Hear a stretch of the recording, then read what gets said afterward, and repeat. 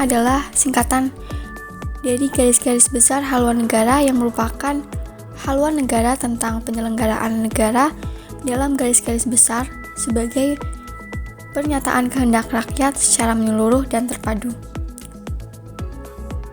GBHN sendiri merupakan suatu produk kebijakan MPR sebagaimana yang sudah diatur dalam Undang-Undang Dasar 1945 sebelum perubahan.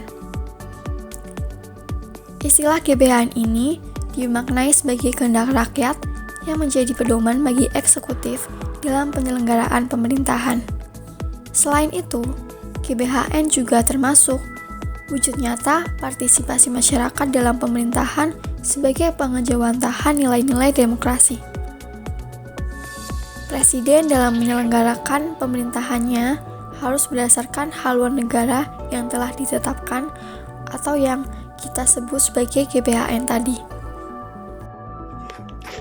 Sejarah GBHN. Pasca Proklamasi Kemerdekaan Indonesia, dibentuk Badan Perencanaan Ekonomi pada 19 Januari tahun 1947. Badan ini diusulkan oleh Menteri Kemakmuran RI kala itu.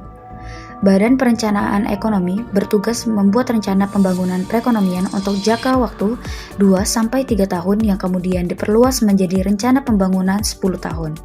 Selain itu, badan ini juga berupaya menasionalisasi aset-aset yang sebelumnya dikuasai Belanda. Badan Perencana Ekonomi dibubarkan dan diganti dengan Panitia Pemikir Siasat Ekonomi yang dipimpin oleh Muhammad Hatta. Panitia Pemikir Siasat Ekonomi menghasilkan beberapa rancangan penting, salah satunya adalah dasar pokok daripada Plan Mengatur Ekonomi Indonesia yang merupakan perencanaan pembangunan komprehensif pertama di Republik Indonesia. Pada tahun 1948,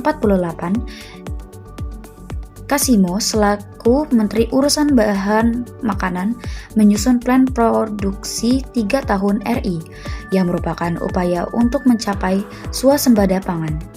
Beberapa rencana inilah di sektor ekonomi dan perencanaan pembangunan inilah yang menjadi cikal bakal munculnya GBHN.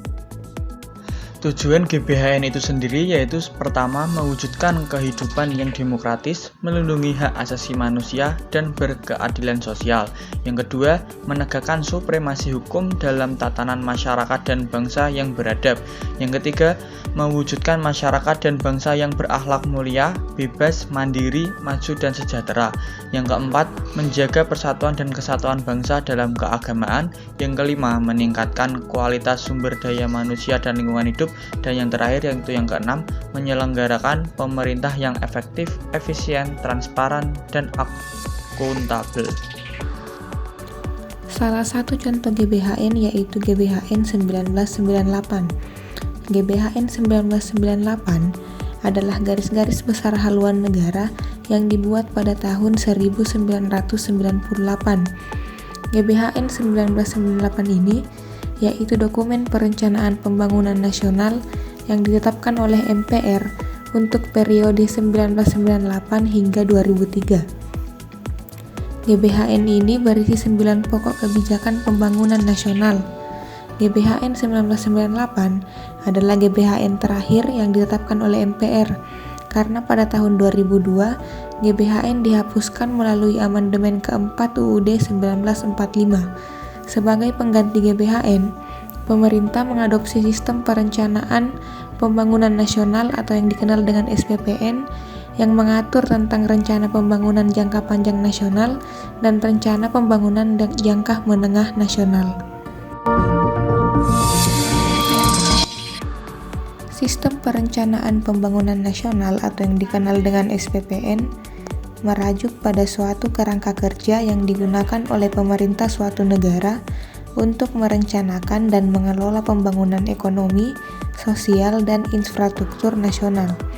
Tujuan utamanya adalah untuk mencapai pertumbuhan ekonomi yang berkelanjutan, peningkatan kesejahteraan masyarakat, serta pengentasan kemiskinan dan ketidaksetaraan.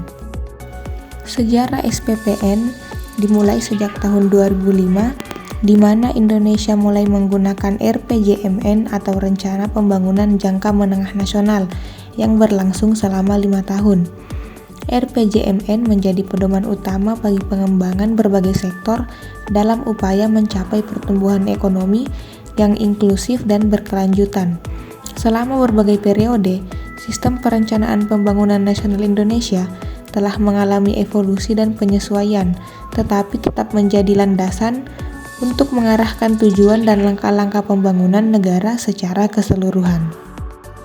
Poin yang ketiga yaitu membahas mengenai komponen dan tahapan SPPN, yaitu Sistem Perencanaan Pembangunan Nasional.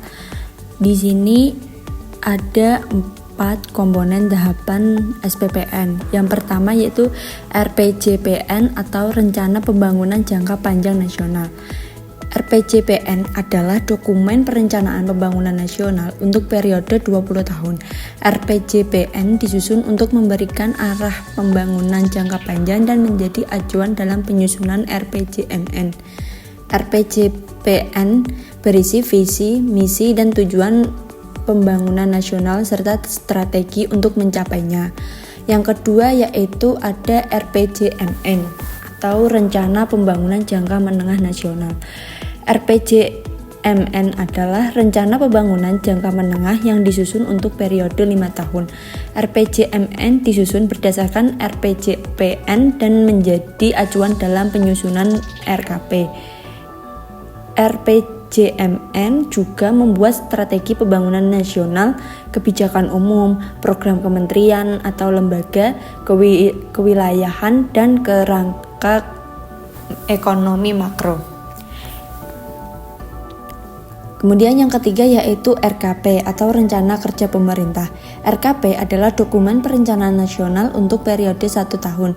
RKP merupakan penjabaran dari RPJMN, memuat prioritas pembangunan, rencana kerangka ekonomi makro yang mencakup gambaran perekonomian secara menyeluruh termasuk arah kebijakan fiskal serta program kementerian atau lembaga, lintas kementerian atau lembaga, kewilayahan dalam bentuk kerangka regulasi dan kerangka pendanaan yang bersifat indikator.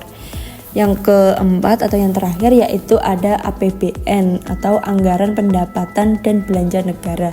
APBN adalah rencana keuangan pemerintah pusat yang disusun setiap tahun dan ditetapkan dengan undang-undang.